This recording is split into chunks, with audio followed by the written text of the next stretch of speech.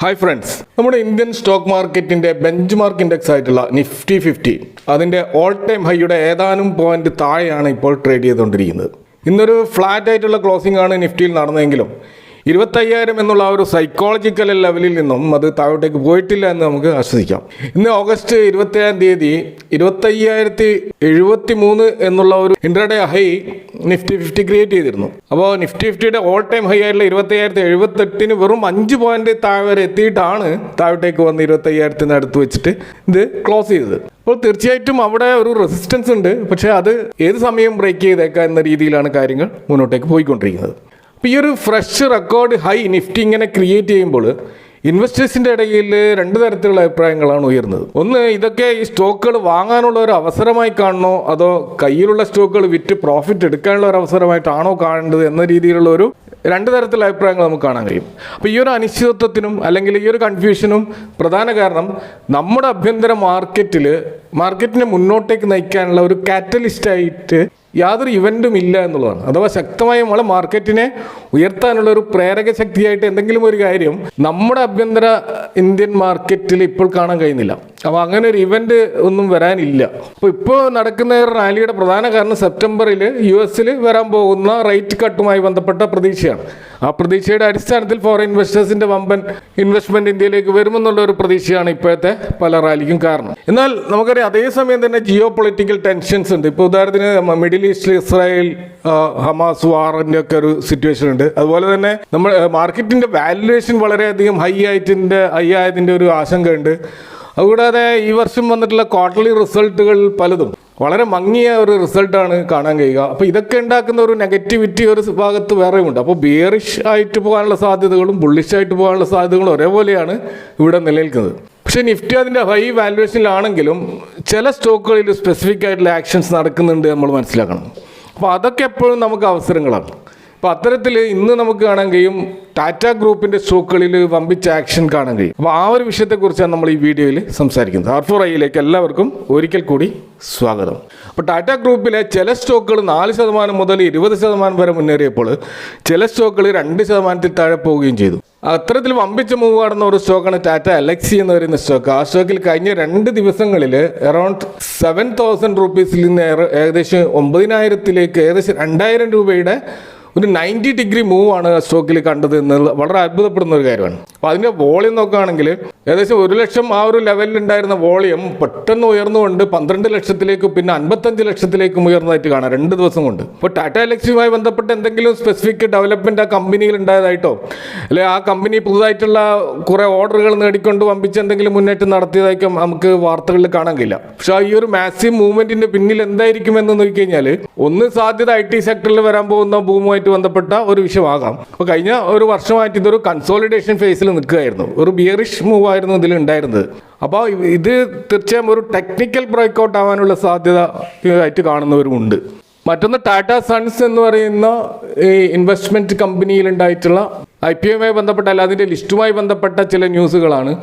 അതും ഒരു കാരണമായിട്ടുണ്ടാവും. അപ്പോൾ ഏതാണ് നമുക്കത് വിശദമായിട്ട് പരിശോധിക്കാം. ഇപ്പോൾ കഴിഞ്ഞ വർഷം അണ്ടർ പെർഫോമിലായിരുന്ന ടാറ്റ എലക്സി എന്നുള്ള സ്റ്റോക്ക് 8% ഡൗൺ ആയിരുന്നു. അപ്പോൾ നിഫ്റ്റി IT ഇൻഡെക്സ് 16% ഉയർന്നു നിന്നപ്പോഴാണ് ഇത് 8% ഡൗൺ ആയിട്ട് നമ്മൾ മനസ്സിലാക്കണം. വളരെയധികം അണ്ടർ പെർഫോമിംഗ് ആയിട്ടായിരുന്നു ടാറ്റ എലക്സി നമുക്ക് കാണാൻ കഴിഞ്ഞിരുന്നത്. ഏകദേശം 25% വമ്പിച്ച മൂവാണ് കഴിഞ്ഞ 2 ദിവസമായിട്ട് അതിനുശേഷം ഈ സ്റ്റോക്കിൽ ഉണ്ടായിട്ടുള്ളത്. ഇപ്പോൾ നിഫ്റ്റി IT 35% കഴിഞ്ഞ ഒരു വർഷം റിട്ടേൺ നൽകിയപ്പോൾ ടാറ്റ എലക്സി ഈ ഒരു 25% മൂവ് കൊണ്ട് മാത്രം ഇപ്പോൾ ഒരു വർഷം നൽകിയ return 21% Tata Elxsi. Nifty IT 35% നൽകിയിരുന്നു. അപ്പോൾ ഇത്രയധികം മൂവ് ഇപ്പോൾ നടന്നിട്ടും ആ 35% നിഫ്റ്റി IT ഇൻഡെക്സിൻ്റെ അടുത്തെത്താൻ ഇനിയും എലക്സിക്ക് മുന്നോട്ട് പോകേണ്ടതുണ്ട് എന്നാണ് നമുക്ക് മനസ്സിലാക്കാൻ കഴിയുന്നത്. കാരണം ടാറ്റ എലക്സിയുടെ ഹൈ പ്രൈസ് എന്ന് പറയുന്നത് 10,760 ആയിരുന്നു. അപ്പോൾ അവിടത്തേക്ക് ഈ സ്റ്റോക്ക് മൂവ് ചെയ്യാനുള്ള എല്ലാ സാധ്യതയും ഈ ഒരു റാലിയുടെ ഈ ഒരു ബ്രേക്ക്ഔട്ടിൻ്റെ ഭാഗമായിട്ട് ഉണ്ടായേക്കാം. അപ്പോൾ ആ ഒരു അപ്സൈഡ് പൊട്ടൻഷ്യൽ ഈ സ്റ്റോക്കിലുണ്ട് എന്നാണ് നമുക്ക് മനസ്സിലാക്കാൻ കഴിയുന്നത്. അപ്പോൾ ഞാൻ നേരത്തെ സൂചിപ്പിച്ച ടാറ്റ സൺസുമായി അതിൻ്റെ ലിസ്റ്റിങ്ങുമായി ബന്ധപ്പെട്ട് വന്ന ചില റിപ്പോർട്ടുകൾ അതിൻ്റെ ഓതൻറ്റിസിറ്റി എത്രമാത്രം ഉണ്ടെന്ന് നമുക്കറിയാം. എങ്കിലും അത് പറയുന്ന ചില കാര്യങ്ങൾ. അപ്പോൾ ടാറ്റ സൺസിൻ്റെ ഇന്ത്യൻ ഓഹരി വിപണിയിലേക്കുള്ള പ്രവേശനം കാത്തിരിക്കുന്നവർക്കുള്ള ഒരു നിരാശയായിരുന്നു ആ വാർത്ത.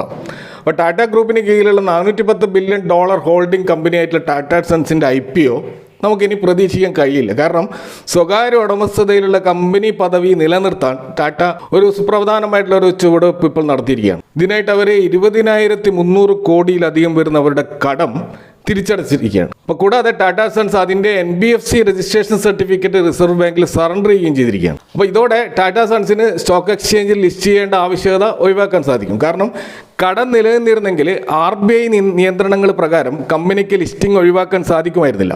അപ്പോൾ മൊത്തം 20,300 കോടി രൂപയുടെ കടം കമ്പനി തിരിച്ചടത്തോടെ കമ്പനിയുടെ ബാധ്യതകൾ ഗണ്യമായി കുറഞ്ഞു. 363 കോടി രൂപ മൂല്യമുള്ള നോൺ കൺവേർട്ടിബിൾ ഡിബഞ്ചറുകളും മുൻഗണനാ ഓഹരികളും മാത്രമാണ് ഇപ്പോൾ ടാറ്റയുടെ കടബാധ്യത എന്നുള്ളത് അവരെ ഈ ഒരു ലിസ്റ്റിങ്ങിൽ നിന്ന് രക്ഷപ്പെടാൻ സഹായിച്ചിരിക്കുകയാണ്. അപ്പോൾ 2022 സെപ്റ്റംബറിലാണ് RBI ടാറ്റ സൺസിനെ ഒരു നോൺ ബാങ്കിങ് ഫൈനാൻസ് കമ്പനിയായി തരംതിരിച്ചത്. അപ്പോൾ ഈ ഒരു വർഗീകരണത്തിൻ്റെ ഭാഗമായിട്ട് വരുന്ന സ്ഥാപനങ്ങൾ 3 വർഷത്തിനുള്ളിൽ സ്റ്റോക്ക് എക്സ്ചേഞ്ചിൽ ലിസ്റ്റ് ചെയ്യണമെന്നാണ് നിയമം. എന്നാൽ ടാറ്റ സൺസിനെ ലിസ്റ്റ് ചെയ്യാൻ ടാറ്റ സൺസിന് താല്പര്യം ഉണ്ടായിരുന്നില്ല. അപ്പോൾ ഈ RBI റെഗുലേഷൻ്റെ ഭാഗമായിട്ട് മാത്രമാണ് അത്തരം മൂവിന് ഇവർ നിർബന്ധിതമായത്. പക്ഷെ അതിൽ നിന്നും രക്ഷപ്പെടാനുള്ള ഒരേ ഒരു മാർഗം കടം പൂർണ്ണമായി ഇല്ലാതാക്കുക. അത് അവർ ചെയ്തു കഴിഞ്ഞു. അതോടുകൂടി ടാറ്റ സൺസിൻ്റെ ആ ഒരു IPO എന്നുള്ള ആ ഒരു വലിയൊരു വാർത്ത അതോടെ ഇല്ലാതാവുകയും അപ്പോൾ ഇനി അതിനു വേണ്ടി ഇൻവെസ്റ്റർ കാത്തിരിക്കുകയും ചെയ്യേണ്ടതില്ല.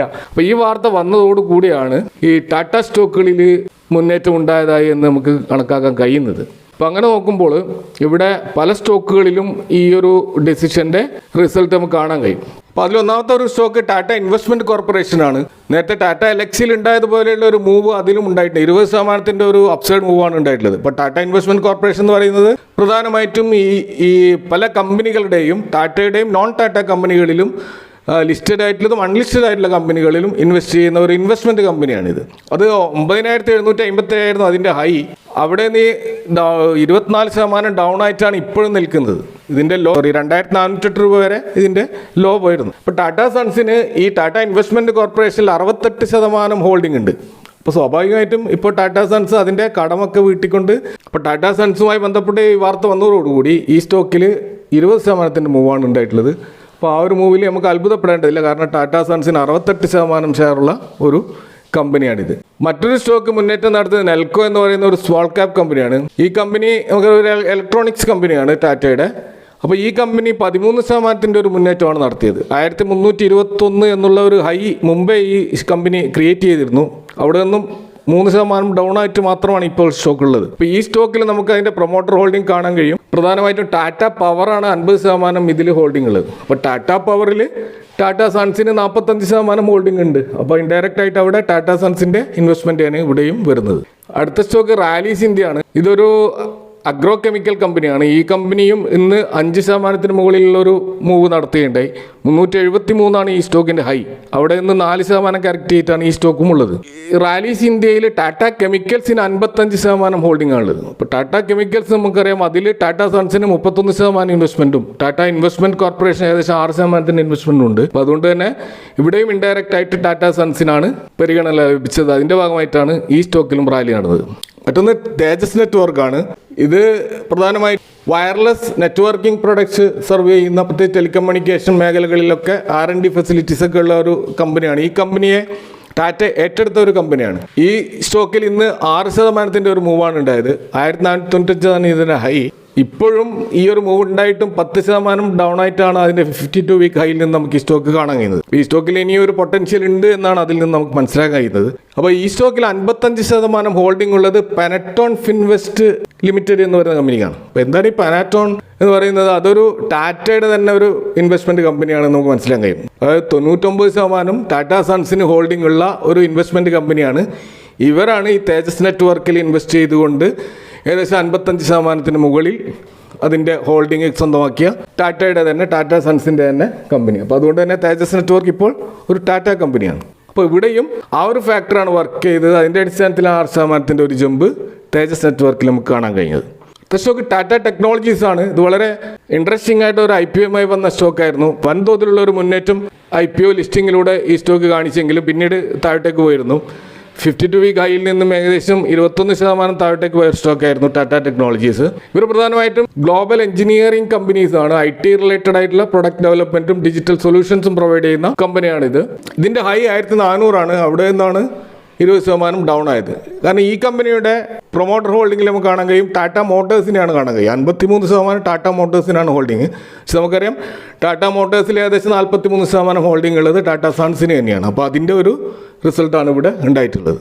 ഇത് കൂടാതെ ചില വീക്ക് ഫണ്ടമെൻ്റൽസ് ഉള്ള അണ്ടർ പെർഫോമിംഗ് സ്റ്റോക്കുകളും ഇന്ന് ടാറ്റയുടെ മുന്നേറിയതായിട്ട് കാണാം. അതിലൊന്നാണ് ടാറ്റ ടെലി സർവീസസ് മഹാരാഷ്ട്ര എന്ന് പറയുന്ന കമ്പനി. ഈ ടാറ്റ ടെലി സർവീസസ് മറ്റൊരു telecommunication wired and wireless service provide ചെയ്യുന്ന കമ്പനിയാണ്. ഇവർക്ക് മഹാരാഷ്ട്രയിലും ഗോവയിലുമാണ് ഇതിൻ്റെ ലൈസൻസ് ഉള്ളത്. അപ്പോൾ ഈ കമ്പനി കഴിഞ്ഞ ദിവസങ്ങളിൽ നമ്മൾ കണ്ടതാണ്, മുന്നേ തന്നെ ഒരു റാലി ഈ സ്റ്റോക്കിൽ നടന്നിരുന്നു. പക്ഷേ ഈ സ്റ്റോക്ക് ഫണ്ടമെൻ്റലി വീക്കായിട്ടുള്ള ഒരു കമ്പനിയാണ്. നമുക്കറിയാം ഇതിൻ്റെ പെർഫോമൻസ് വളരെ മോശമായിരുന്നു കഴിഞ്ഞ വർഷങ്ങളിലൊക്കെ. ഇന്ന് ഇത് 8.78% ഒരു മുന്നേറ്റം നടത്തിയുണ്ടായി. ഇപ്പോഴും 52 വീക്ക് ഹൈറ്റിന് ഏകദേശം 10% ഡൗൺ ആയിട്ടാണ് ഈ സ്റ്റോക്കും ഉള്ളത്. അപ്പോൾ ഈ ടാറ്റ ടെലി സർവീസസ് മഹാരാഷ്ട്രയിൽ ഏകദേശം 48% ഹോൾഡിംഗ് ഉള്ളത് ടാറ്റ ടെലി സർവീസസിനും ടാറ്റ സൺസിന് 19% ഹോൾഡിങ്ങും അതുപോലെ ടാറ്റ പവറിന് 6% ഹോൾഡിങ്ങാണ് ഉള്ളത്. അപ്പോൾ ഈ ടാറ്റ ടെലി സർവീസിൽ തന്നെ ടാറ്റ സൺസിൻ്റെതാണ്. ഇത് കൂടാതെ ടാറ്റ സൺസ് വേറെയും ഇതിൽ ഇൻവെസ്റ്റ് ചെയ്തിട്ടുണ്ട് എന്ന് നമുക്ക് മനസ്സിലാക്കാൻ കഴിയും. അപ്പോൾ ഈ സ്റ്റോക്കിലും ഒരു മുന്നേറ്റം ഉണ്ടായിട്ടുണ്ട്. പക്ഷേ ഈ സ്റ്റോക്കിൽ നമ്മൾ ശ്രദ്ധിക്കേണ്ട ഒരു കാര്യം, ഇതിൻ്റെ ഹൈ 111 വരെ പോയിരുന്നു, അതുപോലെ ലോ 65. അപ്പോൾ ഈ 111 വരെ ഇത് തിരിച്ചു വരാനുള്ള സാധ്യത ഉണ്ടായേക്കാം. എന്നാൽ ഇതിൻ്റെ ഓൾ ടൈം ഹൈ പ്രൈസ് എന്ന് പറയുന്നത് 291. അപ്പോൾ അതിലേക്കും ഈ സ്റ്റോക്ക് പോയാൽ നമ്മൾ അത്ഭുതപ്പെടേണ്ടതില്ല. പക്ഷേ അങ്ങനെ പോവുകയാണെങ്കിൽ അത് വളരെയധികം റിസ്കി ആയിട്ടുള്ള ഒരു മുന്നേറ്റമായിരിക്കും എന്നാണ് മനസ്സിലാക്കാൻ കഴിയുന്നത്. മറ്റൊന്ന് TRF എന്ന് പറയുന്ന സ്റ്റോക്കാണ്. ഇതും ടാറ്റയുടെ സ്റ്റോക്കാണ്. ഒരു വീക്ക് ഫണ്ടമെൻ്റൽസ് ഉള്ള ഒരു മൈക്രോ ക്യാപ് കമ്പനിയാണ്. ഈ കമ്പനിയും ഇന്ന് നല്ല രീതിയിൽ മുന്നോട്ട് പോയതേക്കാണ്. ഏകദേശം 10% പോയി ഈ സ്റ്റോക്കിൽ ഉണ്ടായിട്ടുണ്ട്. അപ്പോൾ ഇത് പ്രധാനമായിട്ടും ഇൻഫ്രാസ്ട്രക്ചർ കമ്പനികളുടെ മെറ്റീരിയൽസ് ഹാൻഡ്ലിങ്ങും അവരുടെ എഞ്ചിനീയറിംഗ് സൂപ്പർവിഷൻ സർവീസസ് ഒക്കെ പ്രൊവൈഡ് ചെയ്യുന്ന ഒരു കമ്പനിയാണ്. ഇതൊരു മൈക്രോ ക്യാപ് കമ്പനി ആയതുകൊണ്ട് തന്നെ വലിയ റിസ്ക് ഉള്ള ഒരു ടാറ്റ കമ്പനിയാണിത്. 670 വരെ ഇതിൻ്റെ ഹൈ പോയിരുന്നു എന്നുള്ളത് യാഥാർത്ഥ്യമാണ്. ഇതിൻ്റെ ഡെറ്റ് ടു ഇക്വിറ്റി നമ്മൾ നോക്കിക്കഴിഞ്ഞാൽ 3% മുകളിലാണ് അത് ഡെറ്റ് ടു ഇക്വിറ്റി റേഷ്യോ. അത് വളരെയധികം പ്രശ്നം ഉണ്ടാക്കുന്ന ഒരു ഡെറ്റ് ടു ഇക്വിറ്റി റേഷ്യോ ആണ്. എന്നാൽ 1178 വരെ ഈ സ്റ്റോക്കിൻ്റെ പ്രൈസ് പോയിരുന്നു എന്നുകൂടി നമ്മൾ ഓർക്കേണ്ടതുണ്ട്. അപ്പോൾ ഈ സ്റ്റോക്കിൽ നമുക്ക് കാണാൻ കഴിയുന്നത് ടാറ്റ സ്റ്റീലിന് 34% ഇൻവെസ്റ്റ്മെൻ്റ് ആണുള്ളത്. അപ്പോൾ ടാറ്റ സ്റ്റീലിൽ നമുക്കറിയാം അവിടെ 45% ഇൻവെസ്റ്റ്മെൻ്റ് ഉള്ളത് ടാറ്റ സൺസിനാണ്. അപ്പോൾ അതിൻ്റെ അടിസ്ഥാനത്തിൽ ഈ സ്റ്റോക്കിലും ഒരു മുന്നേറ്റം ഉണ്ടായതാണ്. അപ്പോൾ ഇത് എത്രമാത്രം സസ്റ്റെയിൻ ചെയ്യുമെന്ന് നമുക്ക് ഭാവിയിൽ നോക്കേണ്ട ഒരു കാര്യമാണ്. അപ്പോൾ ഇങ്ങനെയൊക്കെ ആണെങ്കിലും ഇന്ന് ടാറ്റയുടെ ചില സ്റ്റോക്കുകളിൽ ഈ മുന്നേറ്റം ഉണ്ടായിട്ടില്ല. അതിലൊന്ന് ടാറ്റ മോട്ടേഴ്സാണ്. അത് ഏകദേശം 1% താഴെ ഡൗൺ ആയിട്ടാണ് ഇന്ന് ക്ലോസ് ചെയ്തത്. അതേപോലെ തന്നെ ടാറ്റ സ്റ്റീലിലും വലിയ മുന്നേറ്റം നമുക്ക് കാണാൻ കഴിയില്ല. അത് 0.61% ഒരു ഡൗൺ ആയിട്ടാണ് അതും ക്ലോസ് ചെയ്തിട്ടുള്ളത്. പക്ഷേ ടാറ്റ പവറിൽ ഒരു ഏകദേശം 1.57% ഒരു മുന്നേറ്റം ഉണ്ടായിട്ടുണ്ട്. പക്ഷേ അത് ഇതിൻ്റെ ഭാഗമാണ് എന്ന് പറയാൻ കഴിയില്ല. കാരണം ഇതിൻ്റെ ഭാഗമായിരുന്നെങ്കിൽ നല്ലൊരു മുന്നേറ്റം ഉണ്ടാവേണ്ടതാണ്. കാരണം മറ്റ് സ്റ്റോക്കുകളിലൊക്കെ ആ രീതിയിൽ മുന്നേറ്റം ഉണ്ടായിട്ടുണ്ട്. മറ്റൊന്ന് ടൈറ്റാനാണ്. ടൈറ്റാനിൽ ഏകദേശം 1.93% ഡൗൺ ആവുകയാണ് ചെയ്തിട്ടുള്ളത്. ഓക്കെ, അപ്പോൾ ഇവിടെ നമ്മൾ മനസ്സിലാക്കേണ്ട ഒരു കാര്യം, ടാറ്റ സ്റ്റോക്കുകൾ ഉണ്ടായിട്ടുള്ള ഈ ഒരു മുന്നേറ്റം ഇത് എത്രമാത്രം നിലനിൽക്കുമെന്ന് നമുക്ക് പറയാൻ കഴിയില്ല. കാരണം ഇപ്പോഴത്തെ മാർക്കറ്റ് കണ്ടീഷനിൽ ഈ സ്റ്റോക്കുകളിൽ ഇനി പ്രോഫിറ്റ് ബുക്കിങ്ങോ ഒക്കെ ഉണ്ടാകാനുള്ള സാധ്യത ഉണ്ട്.